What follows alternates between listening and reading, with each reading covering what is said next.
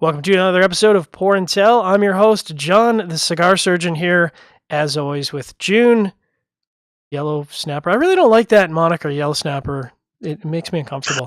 Just so you know, Because it sounds so it fucking it sounds racist. racist, and it kind of yeah. Oh, Anyways, I'm here with my co-host Jiunn Liu, libation master. What is going on, brother? good man. It's been we this is our episode 5, so we're rolling. Rolling. It was good. It's funny because we're in the green room talking pre-show, and I mean we spent like 15 minutes just talking libation stuff.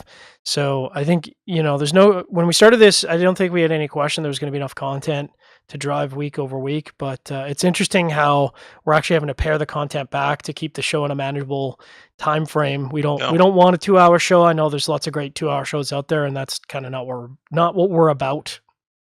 Yeah, short and sweet, Short and sweet. but to the point. So starting off in our Pour and Tell segment this week, we kind of have something interesting that we haven't done, and it kind of came about, I would say, on accident. I'd like to say that everything is a big plan. We're all super geeky planner dudes, but this happened purely by coincidence. That Jiunn did a review of a great Japanese whiskey, the Taketsuru 21 Pure Malt, and I looked at that and I went, "Hang on, I have 2 bottles of that. Why are we not doing a review on that?" And I said, "Hey, does it make sense if we do a group review and then, like we do our group cigar reviews, because it's unlikely that the two of us are going to be doing bourbon reviews and beer reviews of the same type, I would say." Mm-hmm. So it made sense to me. Like, why don't we just do a group review? Like, we're not going to be doing it every week because that would be insane to try and coordinate, but it seemed to make sense. No. So we're gonna. And it's also pretty neat that I think I think John and I have a lot of you and I have a lot of similarity in terms of like what kind of whiskey we like, but there's still very much so differences. So when we get the chance to more rare chance to review the same spirit, it's cool to talk about and geek about it and disagree perhaps. But this one not so much. Probably more ingredients than anything. So we'll talk a little bit about our experience, but we're going to share some of the highlights, the details, the nerdy stuff for the recap video, because we're going to do our first recap video. It's very exciting. I'm probably more excited than I should be.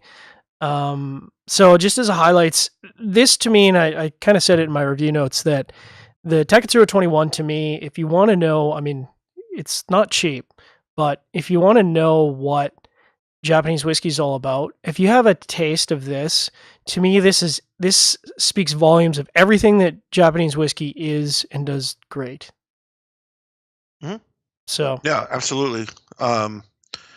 Yeah, like you said, we'll get to it in our in-depth video recap, and please check it out when you guys get a chance. But it essentially embodies why I love Japanese whiskey so much. So how'd you get a hold of a bottle of Taketsuru 21 anyways? I got it through a big box store called Total Wine and More. Big national store in the U.S. And luckily, they within the last year or so they came into the Bay Area, California, where I live, and it's been great. I mean, I'm not greasing anybody. I'm I'm actually just being nice, right? Like I approach the stores and I basically say, initially I don't say, "Hey, where them Yamazaki's at, or where the Taketsuru's at." I typically buy a couple of standard things, maybe shelfies that we might like to call them. Yeah. Regular drinkers that I don't mind having a couple of in my stock that's readily available. And I typically find the manager that's at the store, and I will talk to them about what it is and like what I enjoy. And the responses that I get is always really good, typically, because when regardless if we talk about a big box store or like a mom and pop store, you go in there, you approach it, and you give off the vibe of you are a whiskey enthusiast or like a spirits enthusiast. Right. It's a lot more advantageous to you because essentially I feel like a lot of them want the comfort to know that you are going to be a returning customer and that you're not going to be a secondary flipper. I think the term is whale. I think you're Whale, whale. Yeah, yes, whale. whale. No, I get Yeah. that. I think, and we can. I think you mentioned this that we can probably talk about it in a future episode. But I think there's something to be said about learning to build a relationship with your local bottle shop. You know, like you said, you can't just come in and say, "Yo, where are those Yamazakis at?" I mean, they Yeah. have a clientele that are consistent clientele that are buying things from them on a regular basis, that are good clients, that are not hassle clients, that pay upfront, that don't run up a bill, that don't complain. You know, that aren't Mhm. that 20% of customers that cause 80% of the headaches. And you have to, yeah, I mean, fortunately, you have to build up because there are no shortage of people who want to get their hands on this expensive stuff. And Right. unfortunately, the reality as a retailer is that because it is so limited and because it is so expensive, you do want your premium whale clients to get a handle on that first. It makes sense. Hmm. Yeah, and basically that's how I approach getting all my bottles. And I was thinking perhaps at some point we'll get to maybe like a special episode, like a prime time special edition. um, of anyway, Don't sue us, I love Coop. you, Coop. Don't sue us, Coop. We love you. Please don't sue us. Yeah, or we get a debit idea. Okay, everybody. Anyways, um, of talking about how to best approach based upon developing palettes as ideas of acquiring limited edition like allocated bottles. Because Um, honestly, the pricing in the Taketsuru has gone up. I think you were saying that you got this bottle last year. I'm pretty sure I got my bottle a couple of years ago, and at the time, it was kind of that right at the curve. And this was still after Jim Murray released the Yamazaki in his whiskey Bible, but mhm, the price hadn't started to shoot up, and I'm pretty sure that I paid about 330 Canadian, which is a really good price if you do conversion to American. But now I think the last time so I have a good relationship with Andrew Ferguson, who's the owner of Kensington Wine Market. Super good guy, extremely knowledgeable. By the way, going through Japan right now and posting videos and pictures of all these distilleries, which I'll get to in a second, and it's making me super jealous. But he had more Taketsuru 21 come in, I want to say middle or late last year, and the price mhm, had almost doubled, which makes sense because the stock is in incredible demand. And I think they only got in a handful of bottles. So I remember picking up the bottle going, man, that's not a small, that's a big nut. And I got a second bottle. And now I'm kind of going, man, I'm really glad I got that second bottle because there's absolutely no way I would pay that. And we're talking primary market yeah. prices. These are not secondary market prices. Mm, mhm. Yes, yeah, that's a really good point. Some of you might be thinking like, "Well, fuck that. I'll go find it at MSRP." No, we're talking This is MSRP. MSRP. Yeah, that's how quick MSRP is going up. No. So, we'll talk about it in a future episode about value propositions for whiskeys. Is it worth it to spend $600 on a 21-year-old whiskey or a 30-year-old whiskey? And I think everyone's got to make that value proposition for themselves. For some Mm, people, $600 for a 21-year-old whiskey, maybe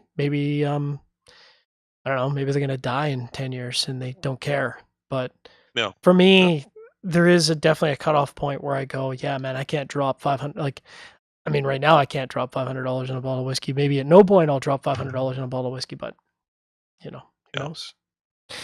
no. Anywho, moving right along, I see in the show notes that you've got some stuff to talk about with some corporate events. Yes. Oh, so getting further along within our poor and poor segment. Um, so this last week has been a weekend of bachelor party, a full week of corporate offsite. So the bachelor party was a bunch of like, you know, well, that's still not. Boozing it I'm up, gonna just getting boozing schmammered. it up. I was gonna say, I was gonna say bitch drinks, but we don't want to offend anybody here. Hey man, I like uh, a good margarita or tequila or not tequila, the- some kind of beach drink or whatever when I'm on vacation. yeah. Whatever. So that was exactly what it was. It was these big ass 32-ounce tumblers, and then they filled it with margarita mix and shitty tequila that was way too sweet, and then I actually got skinny margaritas. It sounded like a little bitch, but I don't give a fuck. It was tasty or tastier. Listen, man, like I mean, probably as much as you, or maybe even more. I get a lot of grief from all my friends, and they're like, "Oh, you're too good to drink Coors Banquet, or you're too good to drink this." It's like I'm not too good. I drink single origin coffee. I drink single malt whiskey. I drink premium boutique beer because it tastes good. I'm not wanting to just get schmammered. I'm not shotgunning beer. It's like I don't even know where that culture. I mean, I guess it's college culture, but like I am so far removed from that now. It's just, and it's the same with food. I don't like, no offense to McDonald's or anybody who eats McDonald's, but I'm not interested in eating a Big Mac. If the choice is Yeah, between a Big Mac and a ribeye steak, why would you know what I mean? yeah. Why? It it. So I don't want to go off with too much of a tangent. I'm gonna go off on a Do it. little tangent. Um, so when you think about consumption of, let's just say, whiskey within the entire world, right? Let's just stick to like Canada and America. Um, mainly due to, in my opinion, like heavy marketing, um, so that rippling effect of that culture. Most people are not the educated is not the right word. Most people have not experienced tasting the finer whiskeys out there, right? Most people have certainly heard of Johnny Walker, and I've had Johnny Walker, but most people have not had Springbank, right? Or even Absolutely. know what Campbellton Or is, even know what a right? single malt Scotch whiskey is, for that matter. Right. So if you put people in that barometer, and I think most drinkers out there of whiskey, let's say, are within that class. They don't know anything better, right? Uh, but this is kind of like where all of us that you guys that watch the show, John and I, in which we enjoy, uh, more. What's the word? Tastier, more perhaps Is micro premium too batches much out of a there, snobby premium term? support. No, no, like more of the premium stuff, the Yeah. tastier stuff. You know what I'm saying? Like the more delicious stuff, for lack of a better word. Um, then it's our job to educate others to be like, no, there's way more than just Johnny Walker Black that you want to just put a shit ton of ice in and drink.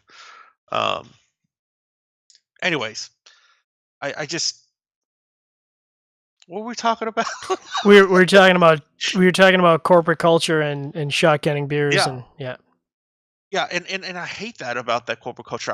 And like all my coworkers, most of my coworkers, I was like, "Oh, take this shot." It's always shots of Jameson, and I have like a hate for Jameson almost because when I think about Jameson, I just think about the cheap Shots. stuff that everyone always shoots, right?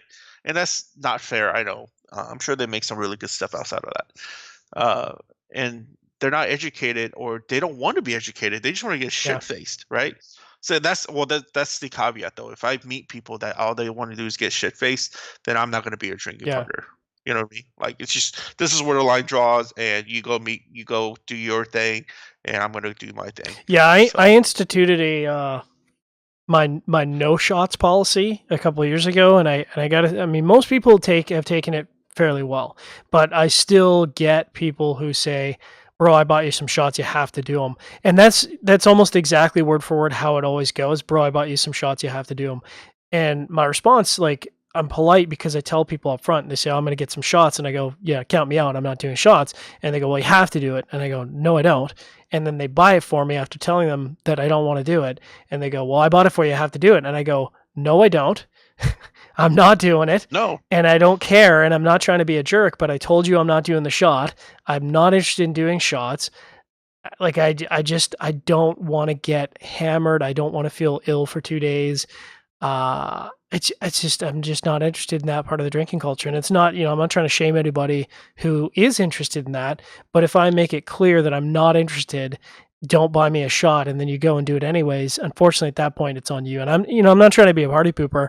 It's just I don't want to get hammered. I want to control my own rate of alcohol consumption, and I want to enjoy myself. It's mhm, just how it no, is. absolutely. I totally agree with you. Like, And that was really hard, actually, man. Like when I was at the bachelor party Yeah, and even at the corporate event, right? Like, I just honestly, I didn't want to drink yeah. anymore. Like, I remember at one point I started getting like just ordering like Modelo Light, and then I was just like sipping on it, right? And I'm like, well, at least this has some fizz to it, and it's not taking shots and just getting shit faced. So I guess sometimes you just have to suck it up, unfortunately. Just how yeah, it goes. So I see in the show notes you've uh, got Pappy Van Winkle on here, and yes, I mean, I'm not the bourbon guy that you are, but when I see Pappy Van Winkle, you've got my attention. oh yeah. Man, that Pappy name is spreading like wildfire. So Pappy Van Winkle lines, and Old Rip Van Winkle lines that's coming out of Buffalo Trace Distillery, is very well known. And I got this, and it gets released once a year within like the winter time frame. So this past winter, around December-ish, I was able to score a bottle of Old Rip Van Winkle 10-year, Pappy Van Winkle 20-year, and Old Rip Family Reserve Rye. Woo! And So I this mean, is all if we're primary market stuff, right?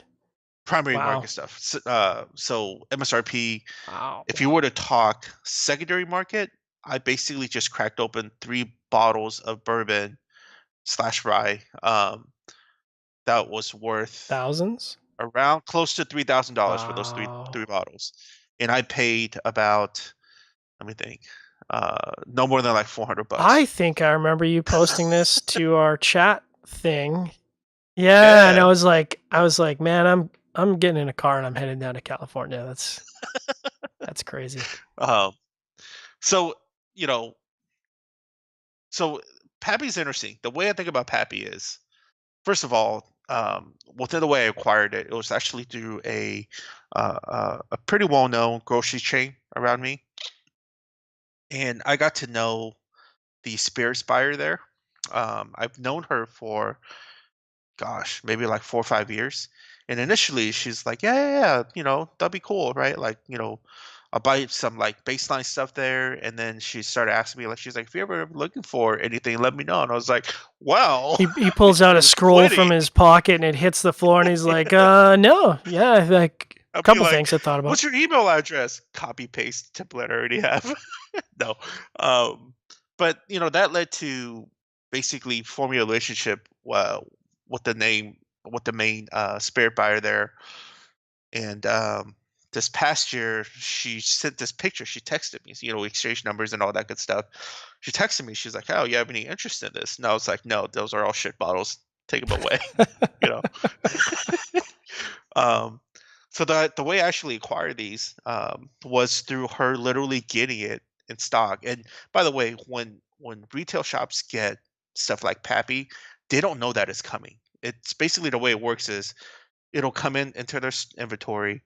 Um, it there's the box typically will not even say Pappy box anymore because Oh, people get crazy about it. wow. And then they basically will get it and they'll all be automatically billed for it. Like Buffalo Trace, let's say, or whoever the distributor is more probably accurate, we'll just bill them for it. So when that happened, she took that picture, she sent it to me, and she's like, "Do you want them?" And I said, "Yes. Which bottle are you willing to let me purchase?" Right? Because I want to be fair to other consumers. And she was like, "You want all of them?" I was like, "Yeah, I want all of them." Obviously. Um, Obviously. obviously. So I got these from her, and the first thing I did was I made sure I have these like 2 ounce glass bottles, like taster bottles, sampler bottles. So the first pours I gave out was to her that hooked me up That's with them. classy, man. That's the way to do it. Yeah, yeah. So we were talking about perhaps doing a show about how to get allocated limited edition bottles. Well, that's one of the ways that you can what you should, in my opinion, really do to really show to yourself that, dude, no, I'm a drinker, right? And to get rid of the filthy, sinful thoughts of, Collectors. I'm gonna flip this Yeah. or just collect it just to collect it. Man, I mean, we can definitely do an entire episode on flipping because I have complicated feelings. I don't think I've ever flipped anything in my. That's not true. I flipped one thing because the guy insisted that he would to pay secondary market prices, and but every time I've sold to, and I only sell to friends, I've sold it basically just to cover my costs of what I paid for it. Mhm. No, I've sold one bottle in my life, and I regret selling that Wow. bottle. It was a bottle of, I still remember this. It was a bottle of Booker's 25th anniversary that I bought at Costco when they first came out. What was this, like 4 or 5 years ago, if not longer? And I think I bought it for like 120 bucks, Wow. and then I sold it for $800. Woo! Um, and it was one of those things where I was like, okay, I just got reamed doing a bunch of like home repairs, and I was like, "All right, how can I get some quick Right. money?" And that's how I did it. And I am sorry to the listeners and the whiskey gods. Please continuously bless me with good whiskey. Um, but yeah, but most importantly, I'm bummed because I'm not ever going to see that bottle again. It's also one of those bottles in which you're not going to see at the bars, Yeah. right? You may never see Um, that bottle again? yeah, yeah. So Cool. anyways, sorry. No, it's good. So I got these, and then I have this buddy that's coming over that was over here, and she likes her bourbon. She doesn't know much about it. And whenever I meet people like that, I like to do a flight, and that's exactly what we did. I'll throw show notes and sorry, not show notes. I'll throw reviews out for these bottles at some point. I'm sure. But the gist of it is, it's not worth anything more than MSRP. Is number one. It is still very good bourbon, especially the Pappy 20-year that you could age it for 20 years and for that long, and to be bourbon is astonishing. Um, and they're good Yeah. whiskey. And if you're not a douchebag and you're in the Bay Area, come over. If you are a douchebag, don't come over. I'm not going to give you anything. Um, Yeah. yeah. Well, that sounds like, I mean, that's a pretty productive couple of weeks in our pour and tell segment. So I'm going to get into some libation news that we've been sitting on. And I just want to preface that this is all alleged information. We're not interested in, I mean, we're not really interested in sharing rumors. I don't want to, I'm really anti, shall we say, social media mobs of going after people. So I just really want to strongly preface this because, on a personal note, I really don't like that mentality. However, Mm. this story has been carried on Twitter, it's been carried on Reddit, it's been carried on a number of independent publications, and it's revolved around Brewdog. And I was not really familiar with Brewdog. I've had some of their beers, I enjoyed them, but this story comes out that they're being accused, and again, it's really important to stress that these are accusations, but they're being accused of both going through a hiring process where they have someone apply for a marketing position, and part of the marketing thing is you have to submit and present 2 or 3 marketing ideas. It seems like a normal process to me, except that they're not hiring these people, and then they're taking their marketing ideas and they're using them, allegedly. So that's obviously pretty ethically questionable behavior. And it sounds like, if you follow the thread on Twitter, that there's also marketing companies that were hired to do similar work under similar circumstances, and some that were actually hired to do work and were not paid, and their marketing ideas were used by Brewdog. Obviously, again, really not interested in creating a internet mob, but that's pretty unethical behavior in my opinion, if it's true. What are your thoughts on that? It's incredibly unethical. I mean, like you said, these are allegations, accusations, right? So we know that much. Nothing's confirmed, but regardless of how you look at it, I mean, it's unethical, and it hurts the company, right? Like, why would you want to approach that, right? Like, especially someone like Brewdog that like had their show carried on for so many, few seasons. That's getting more and more mainstream and rave. Um, all you're doing is shooting yourself in the Yeah. foot, and most importantly, it's fucked up. It's morally fucked up. It's Like, a good way to put it. Yeah, it's not yeah, cool. Anyways, we'll move on from that because I don't want to focus on negative stories in our libation news, but this one cropped up and I saw it quite a bit on Twitter and, like I said, multiple publications carrying the news. So, whatever. In local news, seem to have a lot of local brewery news. So there's a brewery that none of our listeners have probably ever heard of called Wild Rose Brewery. They were kind of I don't know if you call them the first or second wave of, you know, craft brewers in Calgary.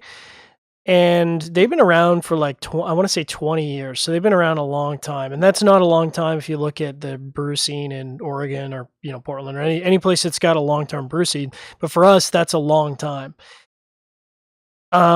Fortunately or unfortunately, depending on how you want to look at it, and we can talk about this in greater detail in a future episode, but they were bought out or acquired or however you want to put it by Sleeman, which is a very large drink company. Sleeman's parent company is actually Sapporo Drink Company. Sapporo is a monster. I don't know where they sit I know we talked about this briefly in the green room. I don't know. I'm going to have to look and see how they compare against InBev in terms of total finances. But I think Sapporo is pretty monstrous because I know at least I'm confident they own some Scotch distilleries in Scotland. So I think they're pretty massive. At any rate, the deal has been finalized or is being finalized, I think, at the end of the month. There's obviously some questions about, are you a sellout? Is the parent company the headquarters gonna move from Alberta, from Calgary to the east, where Sapporo has some of their other headquarters? There's obviously some questions around that. They say that it's gonna be not changing. In the news article, they said that Sapporo originally bought Sleeman's, which was at the time a sort of craft brewer, for $400 million. So this is a pretty big acquisition. And they've been buying up a lot. They own Old Milwaukee. They own Pabst Blue Ribbon. So, I would say that in terms of acquisitions, Wild Rose is pretty small because they only produce. I don't know what this is in freedom gallons, but it's 400,000 hectoliters annually. So they're not huge. They're certainly what you'd call maybe a mid-sized or just under mid-sized craft brewer. But it's an interesting acquisition. yeah. I you know I have two thoughts on this. Both kind of overall, I have very like positive thoughts about it. I think every time I hear about a smaller brewery or a larger company buying a smaller craft brewery, I'm all for it. I mean, I don't know exactly the internals of trying to work through and owning a brewery, but I do know that I hear multiple brewers that I've met say that it is incredibly difficult to keep a ship running and be Yeah, profitable, right? And then you hear a lot about how most microbreweries they do it because it's purely out of passion. They love doing it. It's not because they're getting a lot of money. Like it's not because you want to get rich, right? Like, um, so with that said, anytime a larger company is able to buy one of the smaller companies in this landscape, I think it's great, right? Like you have better capabilities of hopefully being more vertically integrated. You increase your portfolio and you increase growth. Hopefully with that kind of that buying power, you could continuously or get even more quality raw ingredients to make your products. The only thing that's sad about it is perhaps if you were to restructure the old company, right? Like basically you cut yeah. costs, right? You cut heads. But that's the way it goes. Like it's it's the it's how any industry kind of goes, right? Like within M&A aspect of things. So I'm all happy for it. Like, I hope the owners at Wild Rose finally get some money that they could like take like a nice long vacation and some pocket Yeah, change this whole to mentality do of like, oh, stuff. you're a sellout. It's like, listen, man, I don't want to speak for anybody else, but if somebody wants to come along and buy me out for 25, $35 million, you bet your ass that I'm signing on that contract because Oh yeah. why you put a whole lot of work and effort and time and stuff into that. I think it's reasonable that you should get a payday. And the idea of shaming somebody for taking a payday is just, I've never really understood the mentality. Well, I kind of understand it Right. because people have an emotional attachment to the brand. But listen, the owner, the creators, they should get a payday. There's no, I don't think you should fault them for that. Whatever. No, and it's even like I remember there's a sour beer company close to me called the Rare Barrel. So and all they do is they make sour beers. And what was it? There's also a really popular sour beer company. Excuse me, beer company in I think in the Carolinas. I think there's in North or South Carolina. I forget which one.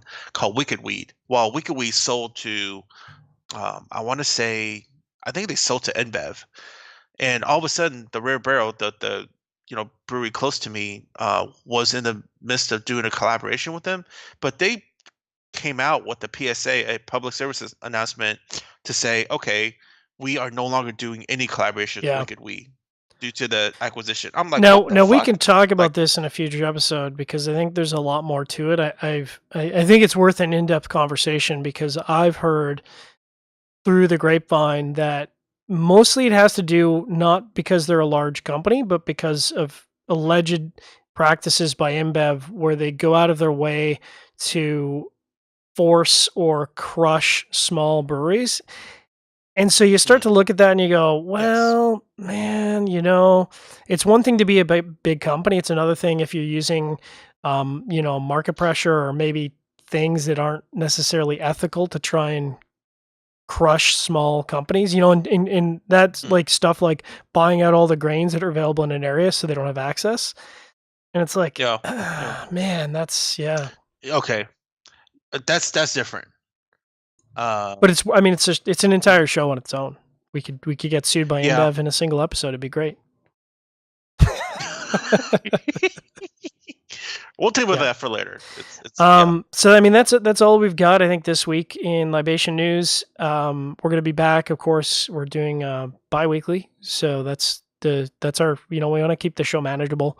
If you have any, we've already got some comments on our first video. Appreciate that. Keep comments flowing. If you want to email us, developing palettes. Obviously, you guys are finding us, so thanks for tuning in. June, you have any other parting thoughts this week? No, drink less corporate bullshit Yeah. alcohol. Yeah, I wish I could reuse my phrase that I had on the Sharing Our Pairing show because that was my favorite phrase. But say typical ass. Yeah, uh, typical ass. We'll see you in a couple weeks. We'll probably have some new news and certainly a whole lot to talk about of what we've been drinking the last couple weeks.